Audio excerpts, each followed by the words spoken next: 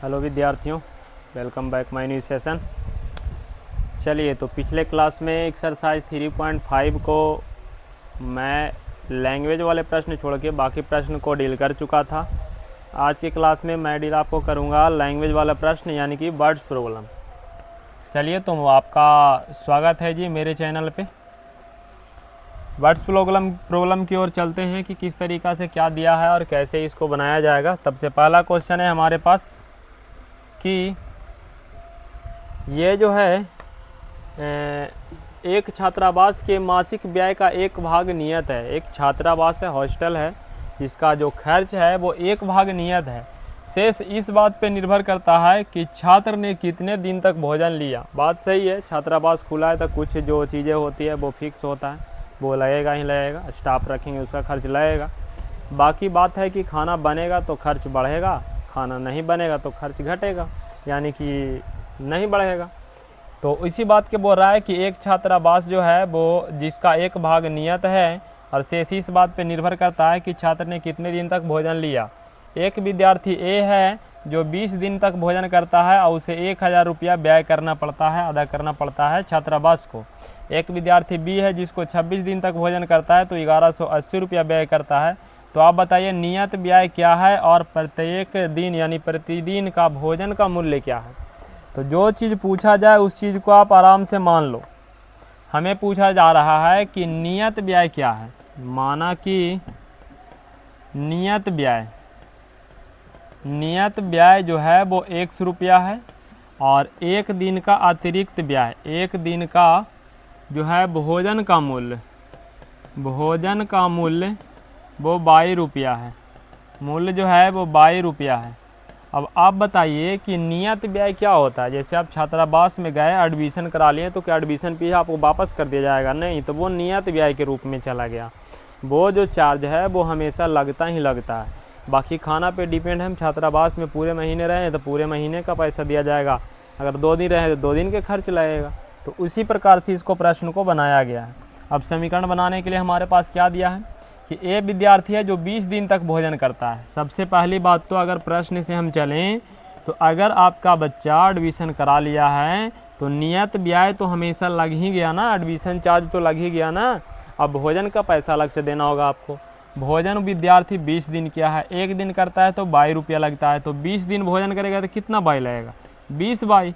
अब यह नियत व्यय, अब 20 से 22 जो है वो भोजन का खर्च टोटल मिला करके वह विद्यार्थी 1000 रुपये का व्यय करता है। ये हो गया समीकरण 1। इस तरीक़ा से समीकरण 2 भी बनेगा। किस तरीक़ा से?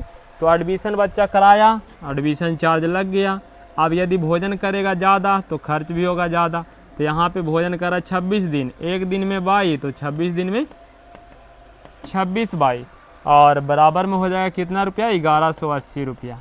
ये हो गया समीकरण 2। बस कुछ नहीं, दोनों समीकरण को हल करना है। हल करिए, आंसर मिल जाएगा। हल करने के लिए अगर ध्यान से देख रहे होंगे तो दोनों समीकरण में x के गुणांक बराबर है। आप सीधा सीधी घटा दीजिए दोनों समीकरण को, माइनस माइनस और माइनस।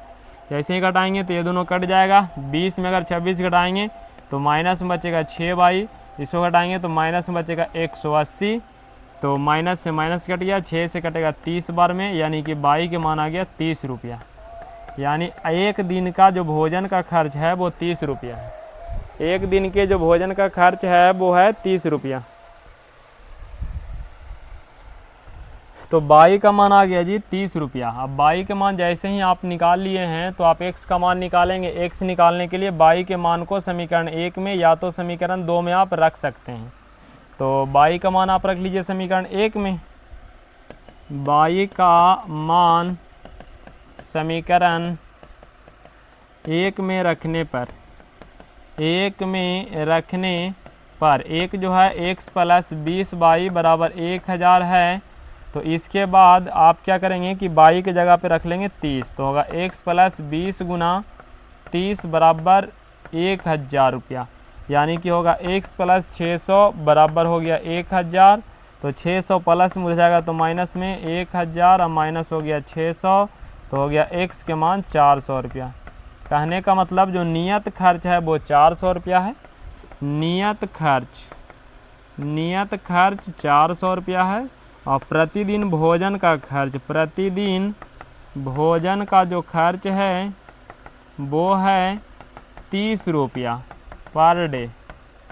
ओके, ठीक है। ये हो गया आपका भोजन का खर्च, ये हो गया नियत खर्च। ये दोनों ही आपसे पूछा गया था कि नियत किराया क्या है, सॉरी नियत व्यय क्या है, तो 400 रुपया। और अतिरिक्त जो अलग दिन का जो भोजन का खर्च है एक दिन का, वो कितना है, तो एक दिन का है 30 रुपया। ठीक है छात्रों, समझ में आया होगा आपको। नेक्स्ट क्वेश्चन की यदि मैं बात करूँ, चलिए आप स्क्रीनशॉट ले लीजिए। ये क्या हुआ जी, चलिए आप स्क्रीनशॉट इसको ले लीजिए। बाकी नेक्स्ट क्वेश्चन की ओर चलते हैं। नेक्स्ट करा भिन्न वाला प्रश्न। भिन्न वाला प्रश्न पिछले क्लास में मैं कराया था कि किस तरीक़ा से करते हैं।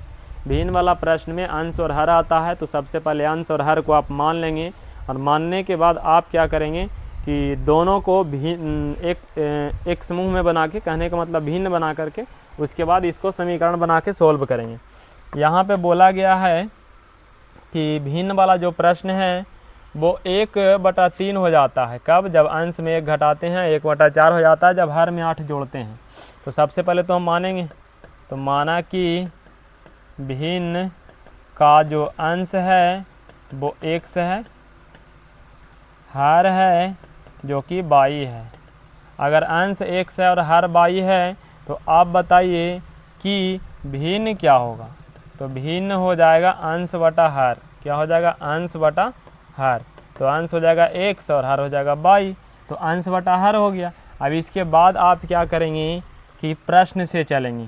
प्रश्न से जैसे ही चलेंगे, प्रश्न से आप जैसे ही चलेंगे तो आपको ये बात फील होगा कि यहाँ बोला गया है कि भिन्न जो है x बटा y, उसमें 1 घटाया जाए वो भी अंश में, तो ये जो भिन्न बन जाता है वो 1/3 बन जाता है। तो x - 1 बटा में y इक्वल टू 1/3 हो जाएगा, यानी 1/3 हो जाएगा। तिरछा तिरछी गुना करेंगे तो होगा y बराबर 3x - 3, तो y इस तरफ जाके माइनस होगा, 3x - y इस तरफ आके प्लस हो जाएगा। पहला समीकरण हमारे पास आया 3x - y इक्वल टू 3, समीकरण फर्स्ट। नेक्स्ट की यदि मैं बात करूं तो x बटा y तो आपको लिखना ही है। यहाँ 1/4 तब होता है जब हर में 8 जोड़ देते हैं, तो नीचे 8 जोड़ेंगे तो 1/4 हो जाएगा। तिरछा तिरछी गुना करेंगे तो आंसर होगा 4x बराबर होगा y + 8। y को इधर लाएंगे तो होगा 4x - y बराबर में होगा 8। ये हो गया समीकरण 2। अब ये दोनों समीकरण को अच्छे तरीक़ा से हल करेंगे। हल करने के बाद x और y मिलेगा। x और y जो मिलेगा उसको भिन्न यानी कि अंश बटा हर में रखेंगे तो हमारा आंसर प्राप्त होगा। चलिए दोनों को सॉल्व करने के लिए आप समझ सकते हैं कि दोनों में y के गुणांक बराबर है, तो y के गुणांक बराबर है तो आप घटा दीजिए, आंसर ऐसे भी चलाना है। समीकरण 1 घटाव 2 कर देते हैं। 1 घटाव 2 करने पर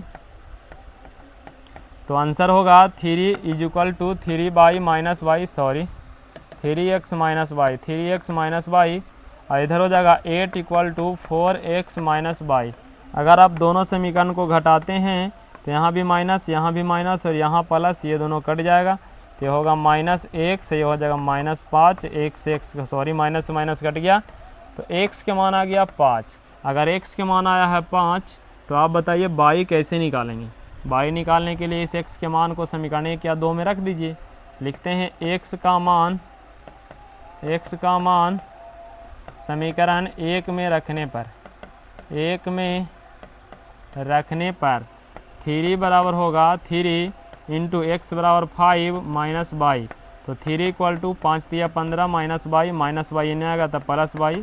15 में 3 घटेगा तो आंसर हो जाएगा 12 × 3 = 15, y के मान हो जाएगा 12।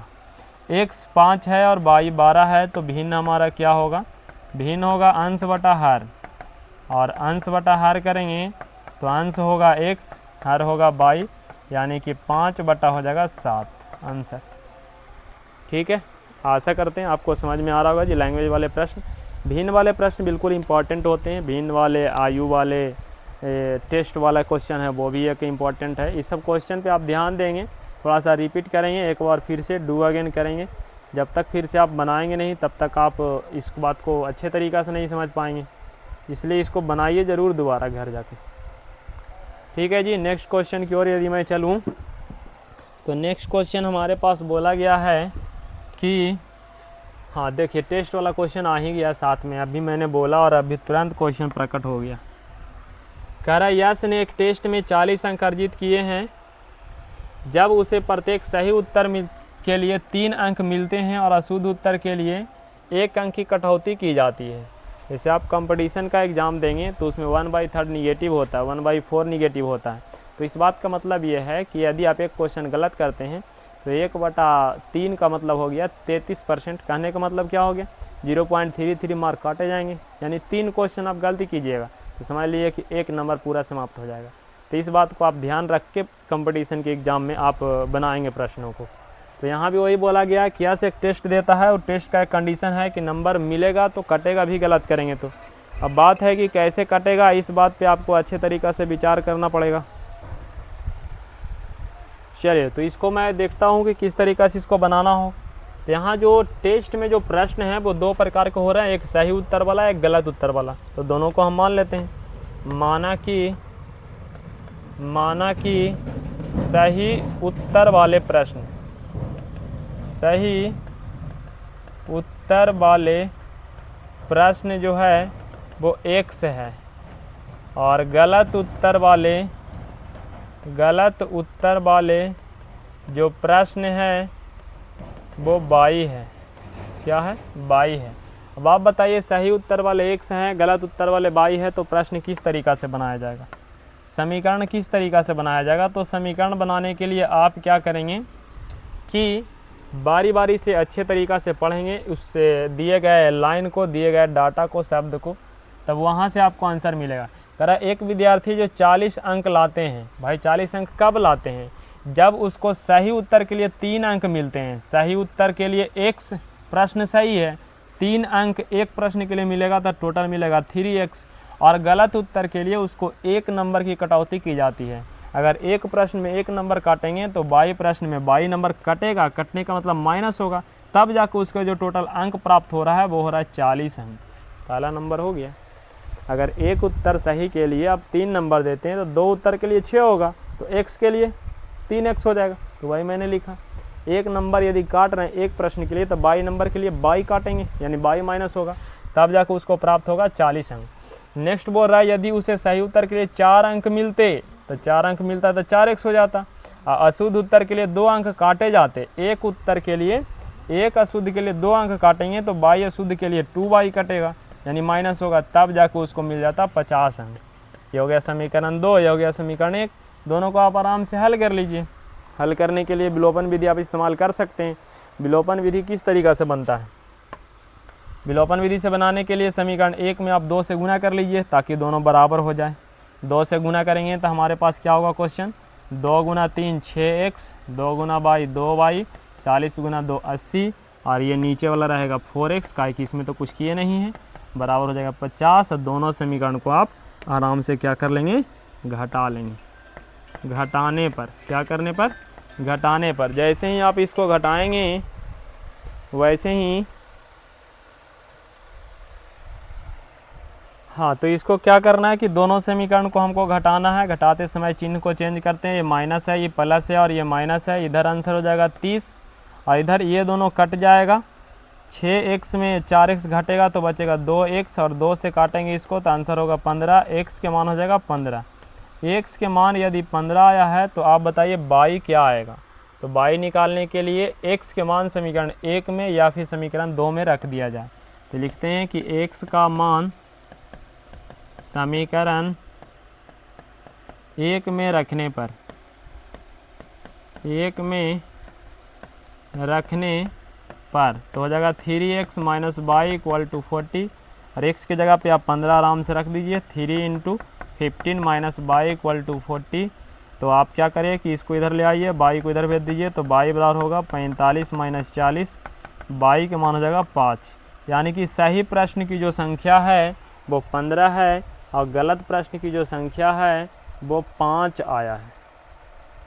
क्या आया है, 5 आया है। तो टोटल प्रश्न कितने होंगे, तो टोटल जो प्रश्न होंगे, टोटल प्रश्न होंगे वो x प्लस y होंगे, यानी 15 प्लस 5 बराबर 20 प्रश्न हो जाएंगे।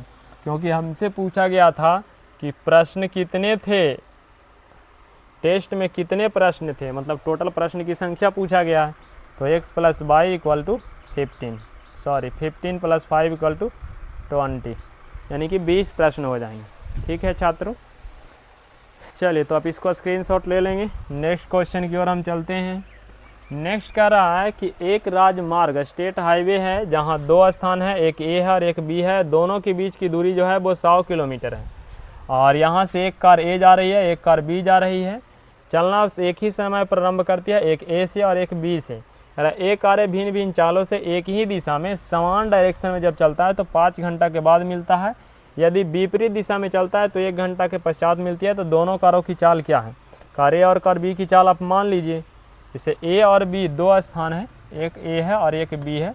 दोनों स्थान से 2 कार चल रही है, दोनों के बीच की दूरी 100 किलोमीटर दिया गया है। दूरी, चाल, समय से रिलेशन अगर कभी भी ऐसा प्रश्न आ जाए तो उसमें एक ही फॉर्मूला लगाना है, समय बराबर दूरी बटा चाल। अगर इस फॉर्मूले का आप इस्तेमाल करते हैं तो आपको प्रश्न बनाने में बड़ा आसानी होगा और आसानी के साथ साथ आप अच्छे तरीक़ा से बना पाएंगे और समस्या भी नहीं होगा। दूरी बटा चाल लिखेंगे तो दूरी तो हमें नहीं मालूम, दूरी तो हमें मालूम है 100 किलोमीटर। चाल हमें निकालना है, समय भी दे दिया है कि एक ही स्थिति में 5 घंटा लग रहा है और दूसरा स्थिति में 1 घंटा लग रहा है। जब समान डायरेक्शन में जाते हैं तो उस स्थिति में क्या होता है कि दूसरे को पीछा करते हैं, तो पीछा करते हैं तो हमारा स्पीड बढ़ेगा तो अगला भी बढ़ा सकता है, तो उस टाइम जो है वो समय ज़्यादा लगता है। जब विपरीत दिशा में जाते हैं तो हम आपके तरफ आ रहे हैं, आप मेरे तरफ आ रहे हैं, चाल बढ़ाएंगे तो दोनों को फ़ायदा होगा, अगर चाल घटाएंगे तो भी दोनों को फ़ायदा होगा।